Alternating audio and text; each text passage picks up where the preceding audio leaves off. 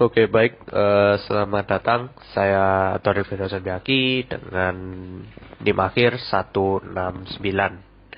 Di sini saya akan menjelaskan dan memaparkan mengenai data statistik untuk pengerjaan ujian tengah semester dalam mata kuliah statistik untuk akuntan. Di sini data statistik yang akan saya paparkan adalah data statistik mengenai e-commerce yang ada di Indonesia. Di sini ada nama-nama seperti Tokopedia, Shopee, Bukalapak, Lazada, dan lain-lain, dan terdapat 180 data. Dan juga ada beberapa variabel seperti kategori, jumlah pengunjung, penjualan, anggaran, gender, karyawan, jumlah influencer, dan jumlah kurir.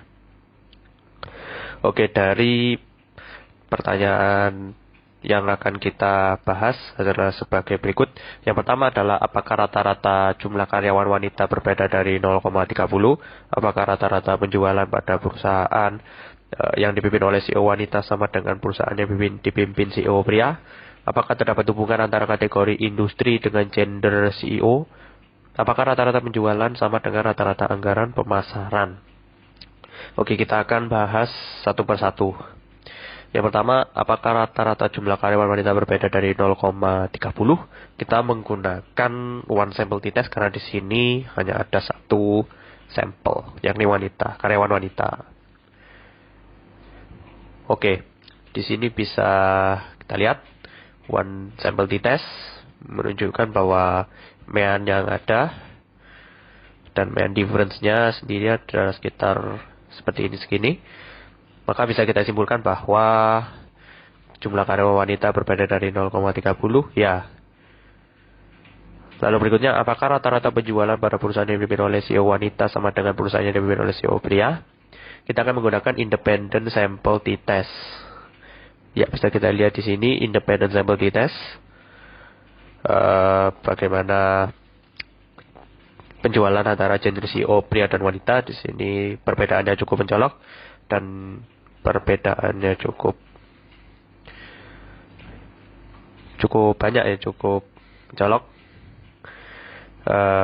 Meannya di sini yang pria ada 1859 dan seterusnya, tapi yang di bawah yang wanita ada 3089 dan seterusnya. Jadi bisa kita simpulkan bahwa apakah rata-rata penjualan dipimpin oleh si wanita sama dengan di perusahaan dipimpin si pria?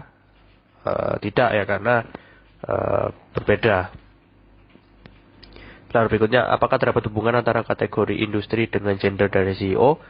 Di sini kita akan menggunakan tes chi-square, tes chi-square. Nah, dan di sini kita bisa lihat bahwa dari kategori tabulasi gender antar kategori busana, muslim, elektronik, hijab, dan lain sebagainya, di sini terlihat bahwa CEO pria mengungguli semuanya. Dari busana muslim, elektronik, hijab, industri konsumen, masakan olahan, olahraga, semuanya dikuasai oleh CEO pria. Di sini hasil chi-square testnya seperti ini. Nah, bisa kita simpulkan bahwa apakah terdapat hubungan antar kategori industri dengan gender dari CEO? Tidak ada ya, karena dari CEO-nya sendiri rata-rata dari pria ya, tidak ada spesifikasi khusus dari e-commerce yang tersedia. Lalu berikutnya, yang terakhir adalah apakah rata-rata penjualan sama dengan rata-rata anggaran pemasaran? Kita akan menggunakan PER t-test. Baik, di sini ada PER t-test. Kita bisa lihat di sini anggaran penjualan dan anggaran pemasaran. Di sini terdapat mean yang cukup berbeda.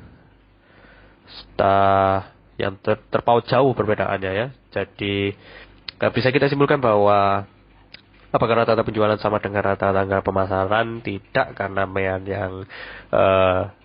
yang muncul dari PER t-test sendiri menunjukkan perbedaan yang lumayan signifikan. Baik, sekian dari saya. Kurang lebihnya saya mohon maaf. Terima kasih. Selamat menyaksikan.